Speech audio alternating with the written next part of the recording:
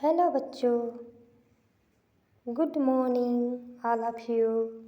आज पढ़ेंगे हिंदी कविता पतंग।